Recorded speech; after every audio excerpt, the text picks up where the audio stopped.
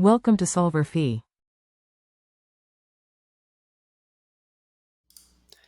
In this problem, we are trying to determine a couple things. The first thing this problem asks us to do is to draw the graph for the data set. It asks us to approximate a line of best fit. And the last part of the question is asking us, what are these unknown values here? So you'll notice that I have an input of 132, but an unknown output. And here I have an output of 25 with an unknown input. So what we're looking at in this situation is a relationship between pressure and volume of some substance.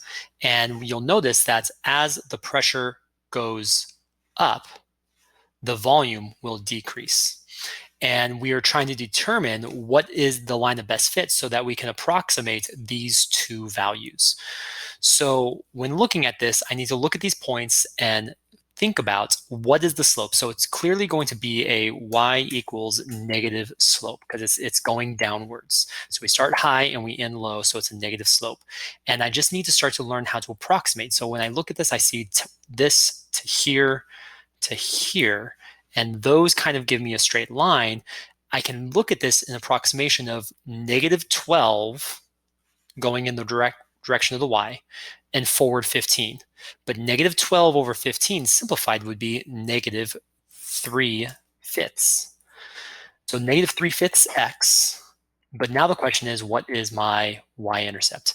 And we would need to go through a bunch of different iterations, maybe try 100. 100 looks like we're getting close, but I might want to consider how far do I need to bring this up to make it where I need it. So when I look at this, I go, it looks to be about, let's see, 2, 4, 6, 8, 10, 12, 13. It seems to be about 13 up. So I'm going to make this instead of 100, 113. Look at that. That seems to be a pretty good line of best fit. Maybe not perfect, but that's not the point of the line of best fit. It is the line of best fit. So I'm going to use this equation as my line of best fit. Again, answers may vary. When I come over here, I'm going to take that equation, negative 3/5 x plus 113.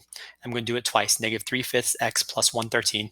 And over here, I'm going to replace my input value with 132 to determine what is going to happen when I multiply this out.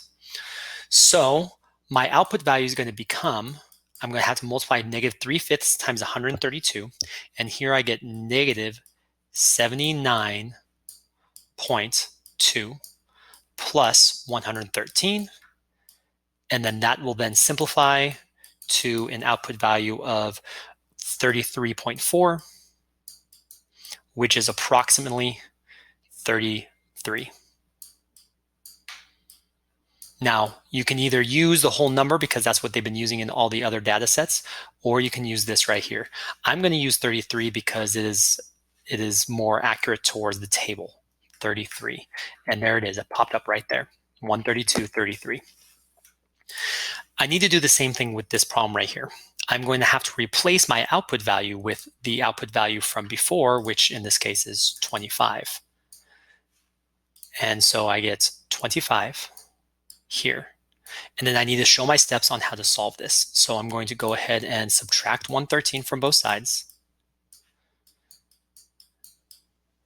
The nice thing about algebra is when you add and subtract something from both sides, if it's the same on one side, it adds to 0. So these, as some teachers say, cancel out. I say it adds to 0. The result over here of 25 minus 113 is negative 87. And then I'm left with my negative 3/5 x. To get rid of a fraction as my coefficient, I need to multiply by the reciprocal. The reason we multiply by the reciprocal is so that we can divide or multiply to 1. A number times its reciprocal always equals 1. This is a very convenient fact so that you always know how to multiply back to 1. So right now, this number and this number right here are going to multiply to 1. And whenever I do the one side of the equal sign, I have to do the other. So times negative 5/3.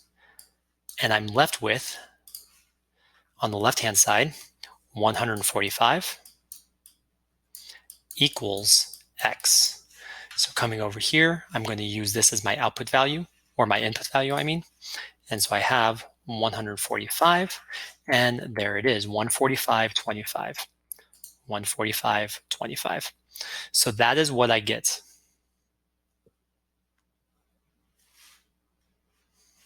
So this would be the final answer to that.